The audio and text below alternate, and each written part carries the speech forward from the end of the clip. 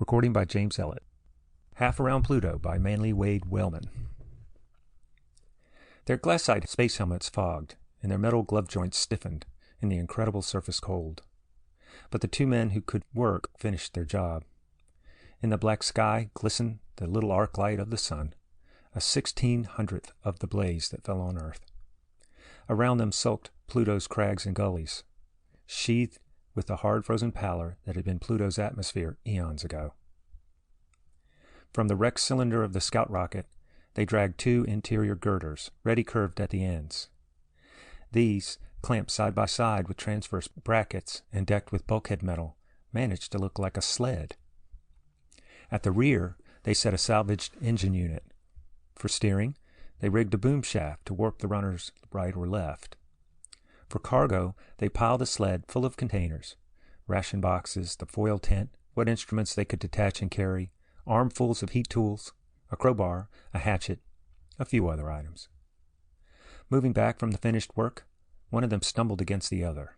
Instantly, the two puffy, soot-black shapes were crouched, gloved fists up, fierce in the system's duskiest corner.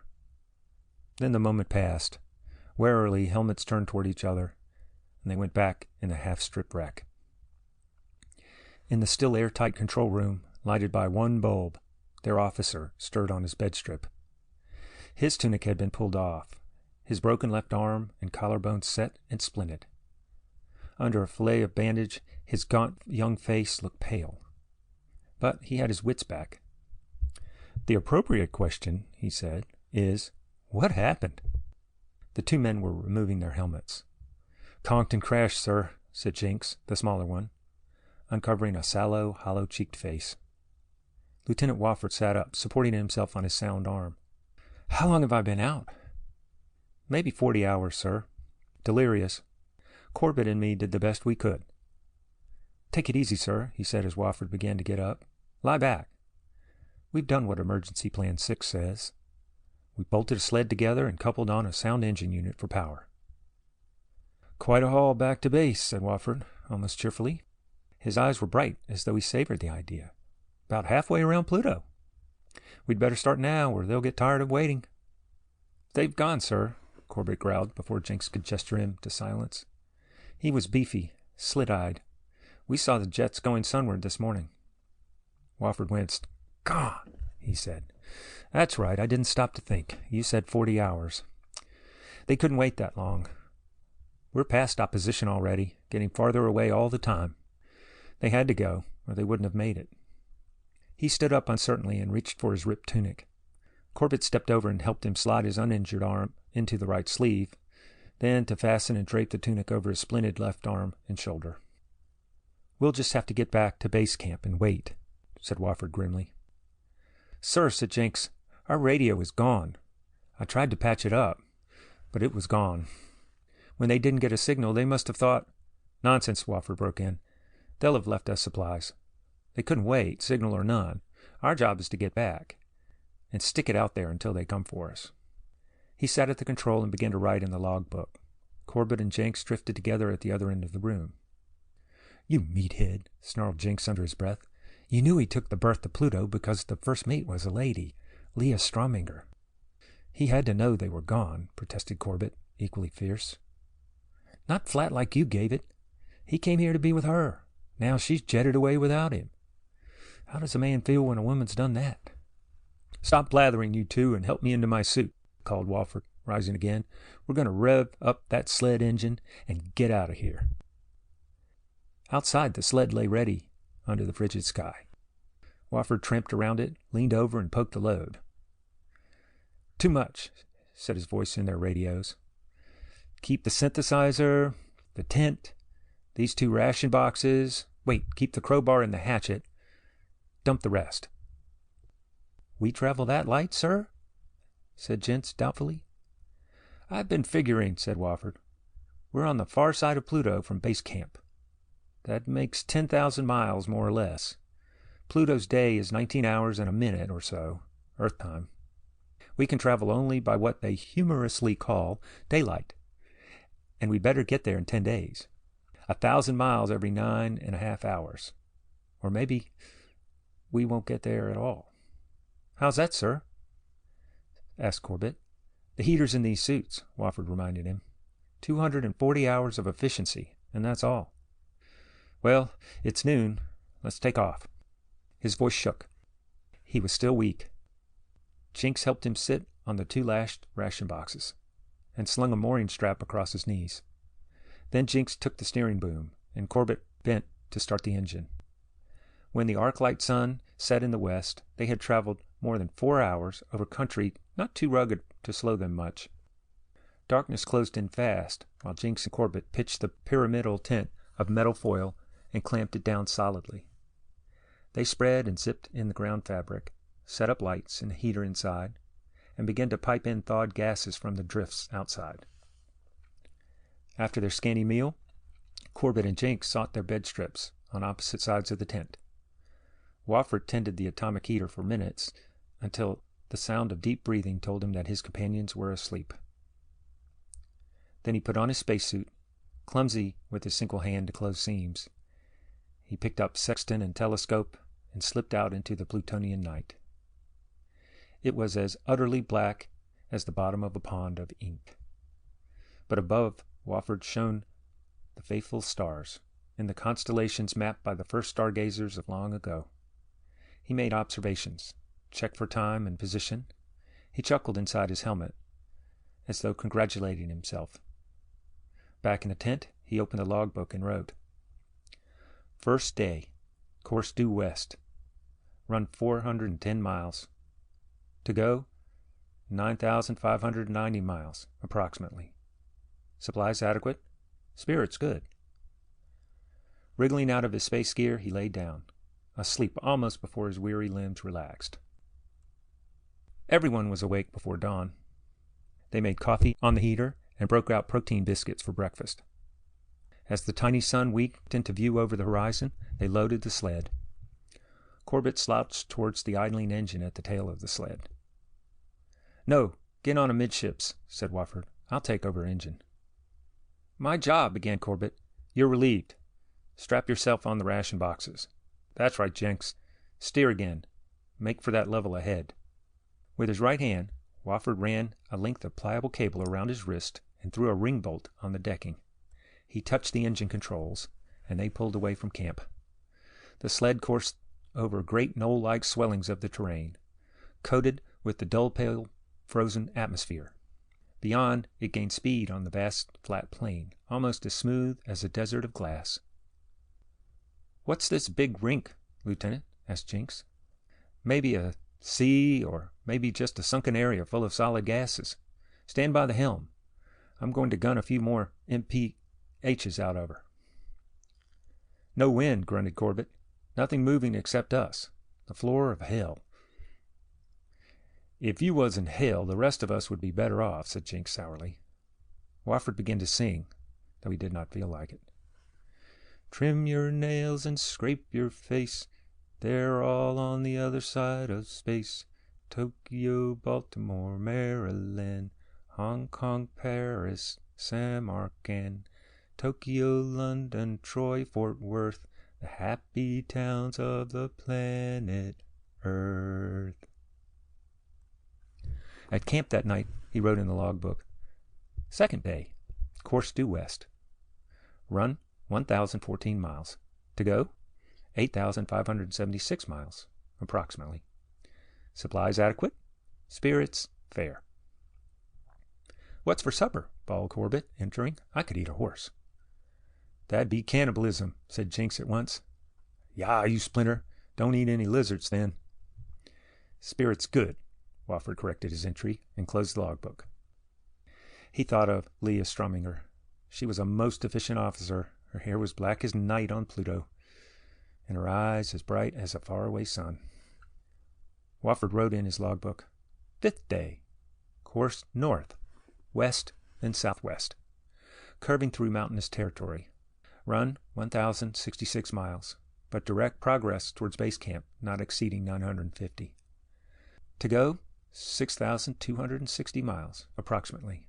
Supplies short. Spirits fair. He wrote in his logbook, Seventh day. Course west, southwest, west, northwest, west. Run, 1,108 miles. To go, 4,090 miles, approximately. Supplies low. Spirits fair. He wrote in his logbook, 9th day. Course northwest by west. West. Run, 1,108 miles. To go, 2,030 miles, approximately. Supplies low. Spirits low. Lieutenant, said Jenks from across the tent, as Wofford closed the book. Well? We know you're in command, this party and all of Pluto, but we ask permission to state our case. What case is your case? Demanded Wofford, rising. I'm doing my best to get you back to base camp. Sure, said Corbett. Sure. But why base camp? Well, you know why. That's right, we know why, agreed Jenks, and Corbett grinned in his 10 days tussock of beard. They'll have left supplies for us, Wofford went on. Shelter and food and fuel and instruments. They'll expect us to reach base camp and hold it down for the next attempt to reach Pluto. We know why, repeated Jenks. And that's not why, Lieutenant. Let me talk, sir. It's a dead man talking. You won't die, snapped Wofford. I'll get you both there alive. He stepped to where in one corner he had managed a bath, a hollow in the frozen ground lined by pushing the floor fabric into it. From the heater he ran tepid clean water into it. He clipped a mirror to the tent foil, searched out an automatic razor, and began to shave his own dark, young thatch of beard. You're proving my point, Lieutenant, said Jenks.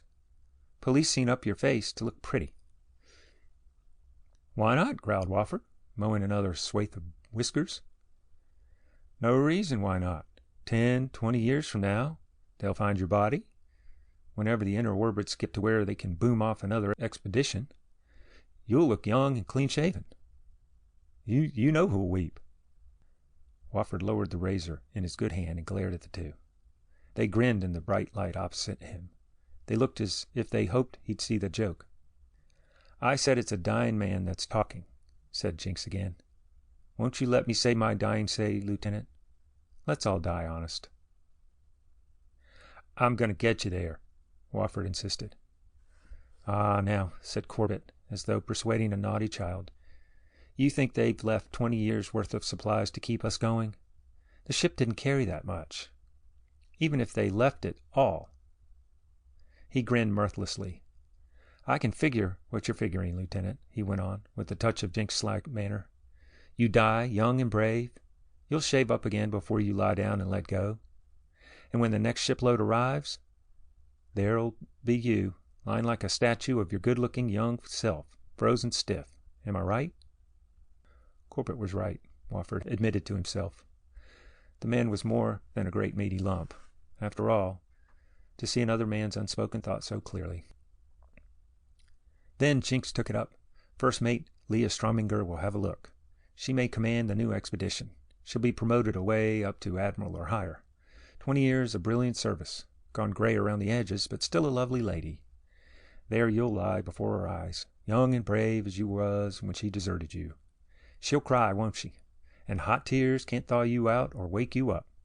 Shut your heads, both of you, shouted Wofford, so fierce and loud that the foil tent wall vibrated as with a gale in the airless night. But they had guessed true. He'd wanted to be found at base camp. He'd wanted Leah Strominger to know, some day, that she'd blasted off and left behind the man most worthy of all men on all worlds. Everybody takes a hot bath tonight, said Wofford. We'll all sleep better for it. Tomorrow's our last day on the trail. To do 2,000 miles, said Jenks. To do all of that. The expedition mapped an area at least that wide around base camp, and it's slick and smooth. We can almost slide in. All slick and smooth, but just this side of base camp, Lieutenant, said Jenks. How do you mean? That string of craters, don't you remember? It's just this side, east of base camp. This sled'll never go over that, sir. Nor around, Corbett put in. We'll have to detour, maybe 3,000 miles, and the heaters in our suits won't last. I know about the craters, said Wofford. We'll take care of them when we reach them. Stripping, he lowered his body into the makeshift tub and began to scrub himself one-handed. He awakened in the morning to the sound of a furious argument. Corbett and Jinx, of course. A trifle, division of the breakfast ration, or of the breakfast chores, had set off their nerves like trains of explosive. Even as Wofford rose from his bedstrip, Corbett swung a cobble-like fist at Jinx's gaunt, grimacing face. The nimbler, smaller man ducked and sidled away.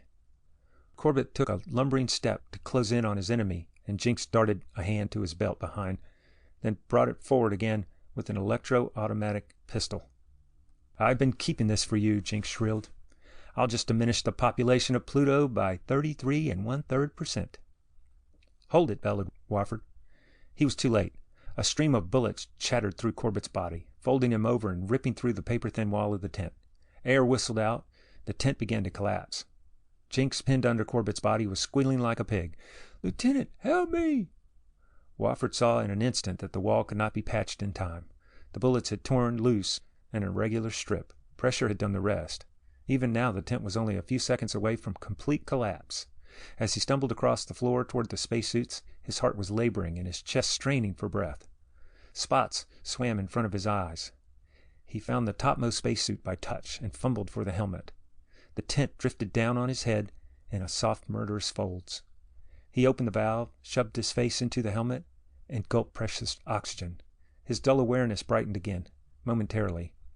But he knew he was still a dead man unless he could get into the suit before the pressure fell completely. Numbed fingers plucked at the suit opening. Somehow he got the awkward garment over his legs, closed and locked the torso, pulled down the helmet. He was lying in darkness, with a low, steady hiss of oxygen in his ears. He rolled over weakly, got to his feet. He turned on his helmet light. He was propping up a gray cave of metal foil that fell in stiff creases all around him. At his feet were the bodies of Jinx and Corbett. Both were dead. After a while, clumsily, painfully, he dragged the two corpses free of the tent. He found the heater and thawed a hole in the frozen surface, big enough for both. He tumbled them in and then undercut the edges of the hole with the heater, so that the chunks fell in and covered them. While he watched, the cloud of vapor he had made began to settle, slowly congealing on the broken surface and blurring it over again. In a year, there would be no mark here to show that the surface had been disturbed. In 1,000 years, it would still be the same. In the first ray of dawn, he flung all the supplies from the sled except the fuel containers. He checked the engine and started it. Into his belt bag, he thrust the logbook. Nothing else went aboard the sled. No food, no water container, no tools, instruments, or oxygen tanks. The tent he left lying there, with all that had been carried inside the night before. As the sun rose clear of the distant rim of the plain to eastward, he rigged a line to the steering boom, then lashed himself securely within reach of the engine. Steering by the taut line, he started westward, slowly at first, then faster. It was as he had hoped. The lightened sled attained and held greater speed than on any previous day. "I'll make it," he said aloud, with nobody else to listen on all Pluto. "I'll make it." Faster he urged the engine's rhythm, and faster. He clocked its speed by the indicators on the housing. 150 miles an hour. 160. Not enough. Whipping the boom line tight around his waist to hold his course steady, he sighted between the upcurve of the runner forward. There was level, smooth, frozen country, mile upon mile. He speeded up to 175 miles an hour. More, the sled hummed at every joining. At noon he'd done a good 1,000 miles. By mid-afternoon, 1,600. 2.5 hours of visibility left, and more than 400 miles to go. "I can do those on my head," muttered Wofford to himself. And then, far in the distance, the flat rim of the horizon was flat no longer. It had sprung up jagged, full of points and bulges. Speeding toward it, he steered by the line around his waist while he cut his engine. He came close at 50 miles an hour, almost a crawl. Some ancient volcanic action had thrown up those mountains, like a rank of close-drawn sentries. The sled could not cross them anywhere. Still reducing speed, Wofford drew close to a notch, but the notch gave into a crater, a great shallow saucer 2 miles in diameter and filled with shadows below, so that Wofford could not gauge its depth. Opposite, another notch. Perhaps once the crater had been a lake, with water running in and out. If he had come there at noon, he could have seen the bottom, and perhaps... But it isn't noon. Wofford was talking to himself again. His voice sounded thin and petulant in his own ears. By noon tomorrow, the heat will be out of his suit. He stopped the sled, unlashed himself, and trudged to the notch. He stood in it, looking down and then across.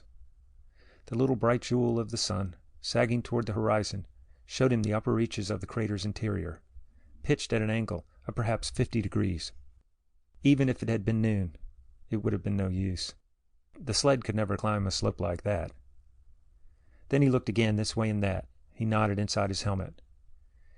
He might as well try. Returning to the sled, he started the engine and lashed himself fast again. He steered away from the crater and around. He made a great looping journey of 20 miles or so across the plain, building speed all the time. As he rounded the rear curve of his course, he was driving along at 260 miles an hour, and he had to apply pressure to the boom with both hand and knees to point the sled back straight for the notch. Straightening his humming vehicle into a headlong course, he leaned forward and sighted between the upturned runners. Now, he urged himself, and watched the break in the crater wall rush toward him. It grated, yawned. He leaped through, and with a groaning gasp of prayer, he dragged the boom over to steer the sled right. It worked, as he had not dared hope. The runners bounced, bit, then he was racing around the inside of the great cup's rim, like a hurtling bubble on the inner surface of the whirlpool funnel. 2 miles across, 3 miles or more on the half diameter, the engine laboring up to 300 miles an hour, centrifugal force holding it there. Little more than 30 seconds raced by when he knew he had won. He saw the far notch growing near. He came to it in a last booming rush and hurled his whole weight against the boom to face the runners into the notch. Under the low-dropping sun, he and his sled shot into the open country beyond the range. His right arm felt dead from shoulder to fingertip. His head roared and drummed with the racing of his blood. His face had tired spots in it, where muscles he had never used before had locked into agonized grimace. On he sped, straight west, gasping and gurgling and mumbling in crazy triumph. An hour, an anticlimactic hour, wherein the sled almost steered itself over the smoothest of plain, and up ahead he spied the black outline of base camp. It was a sprawling low structure, prefabricated metal and plastic and insulation. Black outside to gather what heat might come from outer space, it held aloof on the dull frozen plain from the irregular stain where the expedition ship had braked off with one set of rockets, and had soared away with another set. Larger, more familiar, grew base camp with each second of approach. Shakily, Wofford cut his engine, slowed from high speed to medium, to 100 miles an hour, to 60, to 50. He made a final circle around base camp and let it coast in with the engine off, to within 20 yards of the main lock panel. He got up, on legs that shook inside his boots. He felt his heart racing, his head still ringing.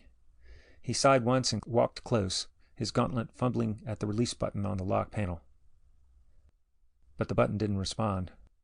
Jammed, he said. No. Locked. He couldn't get in. He had reached base camp, but he could not get in. They hadn't counted on his return. They'd gone off and left base camp locked up.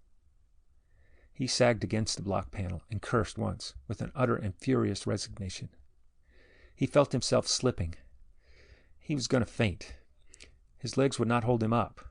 He was slipping forward and seemed to be sinking into the massive and unyielding outer surface of base camp. It was a dream, or it was death. He did not lose all hold on his awareness. He had a sense of lying at full length, and blinding light flashes that made his eyelids jump. And a tug somewhere, as though his helmet was coming off. He would have to put out a hand to see, but his left arm was broken and his right arm limp from weariness. "You're back," said a voice he knew, a voice strained with wonder. "You managed. I knew you would."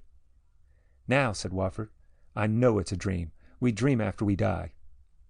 A hand was cut behind his neck, lifting him into a sitting position. He felt warm fluid at his lips. "It's no dream," said the voice beseechingly. "Look at me." "I don't dare. The dream will go away." But he opened his eyes and looked at her hair like Plutonian night, her eyes like bright stars. "Leah," he said. "I'm going to call you Leah." "Please call me Leah."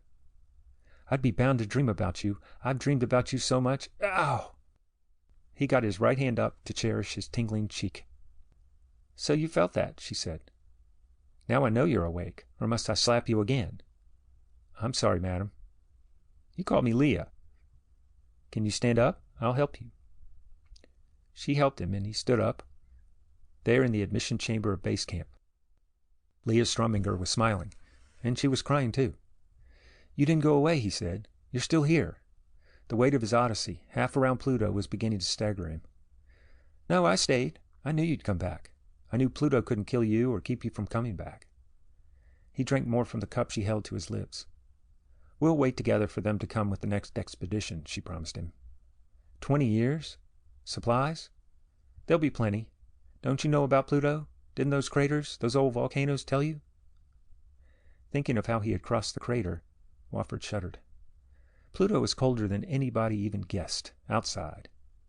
But inside are the internal fires, like all the solid planets. We made our tests, and we can tap them. I kept the instruments for that. It means we'll have power, and can make our synthetic foods, and so on, for as long as we need them. You and I are the inhabitants here. He stumbled to a chair and sat. 20 years, he said. Her arm was still around him. Her hair brushed his cheek. It won't be long. We have so much to say to each other. End of Half Around Pluto by Manly Wade Wellman.